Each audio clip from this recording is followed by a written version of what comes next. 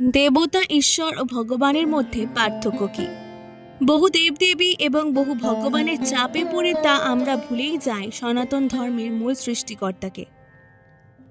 এই অস্পষ্টতা থেকে আমাদের মনে সৃষ্টি হয় হীনমন্যতার এবং এক পর্যায়ে নিজ ধর্মের প্রতি আস্থা হারিয়ে বিভিন্ন ফাঁদে পড়ে বা টাকার লোভে সনাতন ধর্ম ত্যাগ করা ও নাস্তিকতার খাতায় নাম লেখানো মোটেও অস্বাভাবিক নয়। তাহলে এই ফাঁদ থেকে বাঁচার উপায় কি? এই প্রশ্নের উত্তর হচ্ছে জ্ঞান, বিশুদ্ধ সনাতনী জ্ঞান। আপনি জেনে আনন্দিত হবেন যে সনাতন ধর্ম বিষয়ে কাউকে আকৃষ্ট করার জন্য কোনো মিথ্যাচারের প্রয়োজন নেই। সনাতন ধর্মের প্রকৃত বিষয়গুলো প্রকৃতভাবে জানলে বা জানালেই যে কোনো মানুষ তার সমস্ত প্রশ্নের উত্তর পেয়ে যাবেন। মনে রাখবেন, যখন কোনো মানুষ সনাতন ধর্মের প্রকৃত সত্য বা তত্ত্বকে জানবে, তখন সে নাস্তিকতা বা ধর্ম পরিত্যাগ করার চিন্তা ছেড়ে আরও শক্তভাবে সনাতনত্বকে আঁকড়ে ধরবে। কারণ সনাতন ধর্ম নিয়ে সঠিকভাবে গবেষণা করলে আপনি এমন একটি বিষয় পাবেন না যেটা নিয়ে কারো কাছে লজ্জা পেতে হবে। প্রিয় দর্শক, সনাতনের শিকড়ের সন্ধানে আমাদের আয়োজন ঈশ্বর, ভগবান ও দেবতাদের বিষয়ে। আমরা জানতে চাই ঈশ্বর, ভগবান ও দেবতা শব্দ তিনটির প্রকৃত অর্থ। খুঁজে বের করতে চাই এই তিনটি শব্দের মধ্যেকার কিছু মৌলিক পার্থক্য, যা জানতে পারলে আমরা আধ্যাত্মিকতার ইন্দ্রজাল ভেদ করে আরও এক ধাপ এগিয়ে যাব ঈশ্বরের ঐশ্বরিকতার দিকে। সনাতন শাস্ত্রের প্রধান তিনটি শব্দ হল ঈশ্বর, ভগবান এবং দেবতা। এর মধ্যে দেবতা সম্পর্কে আমাদের মাঝে কিছু বিচ্ছিন্ন ধারণা থাকলেও ঈশ্বর ও ভগবান সম্পর্কে তেমন স্পষ্ট ধারণা দেখা যায় না। এই জ্ঞানের স্বল্পতার কারণে যখন আমাদের উপর বহু ঈশ্বরবাদের আরোপ লাগানো হয়, আমরা তখন তা নীরবে মেনে নিই। তাই আমাদেরকে প্রথমেই জানতে হবে ঈশ্বর, ভগবান ও দেবতার সংজ্ঞা। এই তিনটি সংজ্ঞা জানার পরেই আমরা তুলনামূলক আলোচনার মাধ্যমে জানতে পারব আমাদের প্রশ্নের সঠিক উত্তর। প্রথমে আসুন ঈশ্বরকে তা জেনে নেওয়া যাক। ঈশ্বর হলেন এক, অব্যয় ও অদ্বিতীয়। তিনি অনাদির আদি, এক হয়েও তিনি বহুধা বিভূতিতে প্রকাশ। যেমন তিনি একদিকে সৃষ্টিকর্তা ও স্থিতিকর্তা, অন্যদিকে তিনি প্রলয়েরও কর্তা। ঈশ্বর হলো জাগতিক ক্ষমতার সর্বোচ্চ অবস্থানে অবস্থানকারী কোনো অস্তিত্ব। আর্যদের স্মৃতিশাস্ত্রে মূলত ঈশ্বর বিষয়ে এভাবেই ধারণা দেওয়া হয়েছে। এই ঈশ্বরের ধারণা ধর্ম ভাষাভেদে কিছুটা ভিন্ন হলেও সকল ধর্মই ঈশ্বর বলতে এক অনন্ত অসীম সত্তাকেই প্রকাশ করে, যা সর্বকারণের আদি কারণ। ভগ ও বান এই দুটি শব্দের সন্ধির ফলে মূলত ভগবান শব্দের উদ্ভব হয়েছে। ভগ শব্দের অর্থ ঐশ্বর্য এবং বান শব্দের অর্থ অধিকারী, অর্থাৎ তিনি ভগ তথা ঐশ্বর্যের অধিকারী। তাকে আক্ষরিকভাবে বলা হয় ভগবান। পরাশর মুনি ভগবান শব্দের সংজ্ঞা দিতে গিয়ে বলেছেন, যার মধ্যে সমস্ত ঐশ্বর্য, সমস্ত বীর্য, সমস্ত যশ, সমস্ত শ্রী, সমস্ত জ্ঞান এবং সমস্ত বৈরাগ্য, এই 6টি গুণ পূর্ণ মাত্রায় বর্তমান, তিনি হচ্ছেন ভগবান। মূলত এ কারণে সনাতন ধর্মে বহু মুনি, মহামুনি, ঋষি, মহাঋষিদের নামের আগে ভগবান শব্দটির ব্যবহার হতে দেখা যায়। অন্যদিকে দেবতা শব্দের অর্থ হলো যাদের মানে ও দানে আমরা পুষ্ট। প্রকৃতির যে সকল উপাদান বা পরমেশ্বরের শ্রেষ্ঠ বিভূতি জীবের জীবনধারাকে সর্বদা মসৃণ করে রাখে এবং তাদের দানে জীব তথা মানুষ পুষ্ট থাকে, তারাই মূলত দেবতা। অন্যভাবে বললে দেবদেবীরা হচ্ছেন নিরাকার ঈশ্বরের বিভিন্ন শক্তির সাকার রূপ। যেমন নিরাকার ঈশ্বরের বিদ্যাদায়িনী শক্তির সাকার রূপ হচ্ছেন দেবী সরস্বতী। আবার সেই একই ঈশ্বরের ধনদায়িনী শক্তির রূপ হচ্ছেন দেবী শ্রীলক্ষ্মী। এভাবেই 33 কোটি দেবদেবীর সবাই সেই একই ঈশ্বরের এক একটি শক্তির সাকার রূপ। এখানে 33 কোটি দেবদেবীর প্রসঙ্গটি একটু বিশ্লেষণ করা প্রয়োজন। সনাতন ধর্মে 33 কোটি দেবদেবী আছেন কথাটি শুনতেও বিব্রতকর, কিন্তু সত্য জানলে আপনাকে বিব্রত হওয়ার কোনো প্রয়োজন নেই। সংস্কৃতে কোটি শব্দের অর্থ একটি হলো প্রকার এবং অপরটি হলো কোটি বা ক্রোড়। বেদে বলা হয়েছে আমাদের ত্রয়স্তি মাসতি কোটি দেবতা। দুর্ভাগ্যজনকভাবে ত্রয়স্তি মাসতি শব্দটিকে বাংলায় 33 অনুবাদ করা হলেও কোটি শব্দটিকে আর অনুবাদ করা হয়নি, যার ফলে 33 প্রকার দেবদেবী হয়ে উঠলেন 33 কোটি দেবদেবী।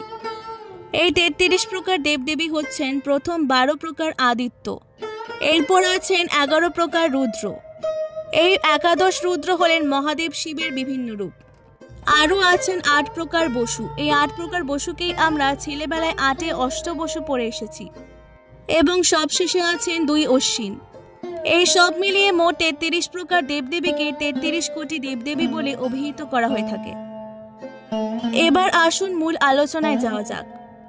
যশ, বীর্য, ঐশ্বর্য, শ্রী, জ্ঞান, বৈরাগ্য, এই ৬টি গুণ যার মধ্যে থাকে তাকে বলা হয় ভগবান। আর সকল গুণ যার মধ্যে থাকে তাকে বলে ঈশ্বর। কিন্তু সাধারণ মানুষ হিসেবে জন্ম নেওয়া কারো পক্ষে এই ৬টি গুণ অর্জন করা সম্ভব নয়। শুধু অবতার রূপে জন্ম নেওয়া কারো পক্ষে কেবল এই ৬টি গুণ অর্জন করা সম্ভব। এছাড়াও প্রায় সব দেবতাই ৬টি গুণের অধিকারী। এজন্যই বলা হয় ভগবান রামচন্দ্র, ভগবান পরশুরাম ইত্যাদি। কিন্তু পরমেশ্বর বা ঈশ্বর বলা হয় শুধু মানব রূপে জন্মগ্রহণকারী শ্রীকৃষ্ণ এবং পরম ব্রহ্ম ব্রহ্মাকে। তাহলে এখানে দেখা যাচ্ছে যে ভগবান উপাধির অধিকারী শুধু অবতারগণ, এবং দেবতারা তাহলে শ্রীকৃষ্ণকে একই সাথে ভগবান এবং ঈশ্বর বলা হচ্ছে কেন? হিসাবটা খুবই সহজ। অন্যান্য সব অবতার ছিলেন বিষ্ণুর আংশিক অবতার, কিন্তু শ্রীকৃষ্ণ ছিলেন শ্রী বিষ্ণুর পূর্ণ অবতার। তাই কৃষ্ণের মধ্যে সকল গুণ ছিল বলে তিনি ঈশ্বর, এবং যার মধ্যে সকল গুণ থাকে তার মধ্যে যে পূর্বে ৬টি গুণ থাকবে সেটাই স্বাভাবিক। তাই শ্রীকৃষ্ণ নিজেই ঈশ্বর, আবার নিজেই ভগবান। এখন প্রশ্ন হচ্ছে, বিষ্ণুর পূর্ণ অবতার হলেও শ্রীকৃষ্ণ কিভাবে পূর্ণ ক্ষমতার অধিকারী ঈশ্বর হন? বিষ্ণু তো পরম ব্রহ্ম তথা ব্রহ্মা বিষ্ণু মহেশ্বরের একজন মাত্র। বিষ্ণুই যদি সর্বময় ক্ষমতার অধিকারী হবেন তাহলে ব্রহ্মা এবং মহেশ্বরকে। এই ধারণাই সনাতন ধর্মের সৃষ্টিকর্তা সম্পর্কিত ধারণার সকল জটিলতার মূল। আমরা ব্রহ্ম বা ঈশ্বরকে ৩টি ভাগে বিভক্ত করে একটি ভাগে ১/৩ ক্ষমতাকে বন্টন করে দিয়েছি, এবং নানা আজগুবি গল্পের কাহিনী লিখে সে ৩ জনের মধ্যে নানান ঝগড়া বিবাদও লাগিয়ে দিয়েছি।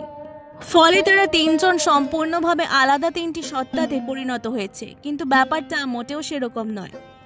নিরাকার ব্রহ্ম বা ঈশ্বর যখন সৃষ্টি করেন তখন তারই নাম ব্রহ্মা, যখন পালন করেন তখন তারই নাম বিষ্ণু, এবং যখন ধ্বংস করেন তখনই তার নাম শিব বা মহেশ্বর। এই ৩টি নাম ৩টি আলাদা আলাদা সত্তা নয়, একই ঈশ্বরের আলাদা ৩টি নাম মাত্র। এগুলোর প্রমাণ দেখা যায় শ্রী শ্রী গীতার অনেকগুলো শ্লোকে, যেগুলো আপনারা কিছুক্ষণ পরেই জানতে পারবেন। তার আগে আরও একটি উদাহরণ দিয়ে বিষয়টিকে স্পষ্ট করতে চাই। ধরুন একজন মানুষ যখন খেতে ফসল ফলান তখন তিনি কৃষক। তিনি যখন তার কৃষিপণ্য নিজেই বাজারে বিক্রি করেন তখন তিনি দোকানি। বিক্রিত টাকা থেকে তিনি যখন কিছু ক্রয় করেন তখন তিনি ক্রেতা।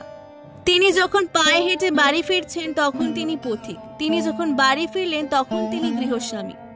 এখানে এতগুলো পদবি দ্বারা শুধুমাত্র একজন মানুষকে নির্দেশ করা হয়েছে। এই পদবি বা নামগুলো নির্ধারিত হয় তার কর্ম বা পেশাকে ভিত্তি করে। ঠিক একই রকম ভাবে পরম ব্রহ্ম বা নিরাকার ঈশ্বর আমাদেরকে সৃষ্টি করেন, পালন করেন, আবার প্রয়োজনে সংহারও করে থাকেন। যখন তিনি সৃষ্টি করেন তখন আমরা তাকে বলি ব্রহ্মা, যখন পালন করেন তখন তাকে বলি বিষ্ণু, আবার যখন তিনি সংহার করেন তখন তাকে বলি শিব। একজন মানুষকে যেমন তার কর্ম বা পরিস্থিতি অনুযায়ী ভিন্ন ভিন্ন নামে ডাকা হয়, ঈশ্বরের ক্ষেত্র ব্যাপারটা ঠিক একই। এবার দেখুন এতক্ষণ যা বললাম সেগুলোকে গীতা সমর্থন করে কিনা। খুব বেশি কিছু না বুঝলেও শুধু যদি কৃষ্ণের বিশ্বরূপের তত্ত্বটি ভালোভাবে অধ্যয়ন করলেই বুঝতে পারবেন যে কৃষ্ণই সবকিছু এবং সবকিছুর আশ্রয় কৃষ্ণের মধ্যে। কৃষ্ণের বিশ্বরূপের মধ্যে যা কিছু নেই তার পূজা, প্রার্থনা ও আরাধনা করার কোনো প্রয়োজন নেই। কিন্তু আমরা এই মূল তত্ত্ব না বুঝে শুধু বহু দেবতারই নয়, নির্বোধের মতো পার্থক্য করে চলেছি ব্রহ্মা, বিষ্ণু, মহেশ্বরেরও। যাই হোক, ঈশ্বর হিসেবে কৃষ্ণই যে সবকিছু, এবার সেই প্রমাণগুলো তুলে ধরছি গীতার আলোকে। গীতার 10ম অধ্যায়ে 6 নম্বর শ্লোকে বলা হচ্ছে, সপ্ত মহর্ষি তাদের পূর্বজাত সনকাদি 4 কুমার ও 14 মনু সকলেই আমার মন থেকে উৎপন্ন হয়ে আমা হতে জন্মগ্রহণ করেছে, এবং এই জগতে স্থাবর জঙ্গম আদি সমস্ত প্রজা তারাই সৃষ্টি করেছেন। আপনারা জানেন ব্রহ্মার মন থেকে উৎপন্নদের মনু বলা হয়, কিন্তু এখানে শ্রীকৃষ্ণ বলেন 14 মনু তার মন থেকে উৎপন্ন, তার মানে ব্রহ্মাই শ্রীকৃষ্ণ। আবার দেখুন গীতার 11শ অধ্যায়ের 15 নম্বর শ্লোকে বলা হয়েছে, অর্জুনকে বিশ্বরূপ দেখাতে গিয়ে শ্রীকৃষ্ণ তার দেহে কমলাসনে স্থিত ব্রহ্মাকে ধারণ করেছিলেন। আবার 10ম অধ্যায়ের 23 নম্বর শ্লোকে ভগবান শ্রীকৃষ্ণ বলেছেন, রুদ্রদের মধ্যে আমি শিব। অর্থাৎ শ্রীকৃষ্ণই যে শিব এখানে তা প্রমাণিত। গীতার 13 অধ্যায়ের 17 নম্বর শ্লোকে বলা হয়েছে, পরমাত্মাকে যদিও সমস্ত ভূতে বিভক্ত রূপে বোধ হয়, কিন্তু তিনি অবিভক্ত। যদিও তিনি সর্বভূতের পালক তথা বিষ্ণু, তবু তাকে সংহারকর্তা তথা শিব ও সৃষ্টিকর্তা তথা ব্রহ্মা বলে জানবে। শুধু তাই নয়, শ্রীকৃষ্ণই যে ব্রহ্ম সেই কথা বলা আছে গীতার 14 অধ্যায়ের 27 নম্বর শ্লোকে। আমি নির্বিশেষে ব্রহ্মের প্রতিষ্ঠা বা আশ্রয়, অব্যয় অমৃতের শাশ্বত ধর্মের এবং ঐকান্তিক সুখের আমি আশ্রয়। এছাড়াও গীতার 10ম অধ্যায়ের 31 নম্বর শ্লোকে ভগবান শ্রীকৃষ্ণ বলেছেন, আমি রাম।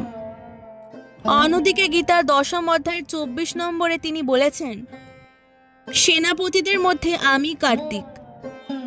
তবে এই বিষয়ে সবচেয়ে গুরুত্বপূর্ণ তথ্যটি হলো গীতার 9ম অধ্যায়ের 23 নম্বর শ্লোকে ভগবান শ্রীকৃষ্ণ বলেছেন, হে কন্তেয়, যারা অন্য দেবতাদের ভক্ত এবং শ্রদ্ধা সহকারে তাদের পূজা করে, প্রকৃতপক্ষে তারা অবিধি পূর্বক আমারই পূজা করে। আজকের ভিডিওটি ভালো লাগলে অবশ্যই পুরাণ গল্প কথাকে সাবস্ক্রাইব করে দেওয়ার অনুরোধ রইল। অনেক অনেক ধন্যবাদ।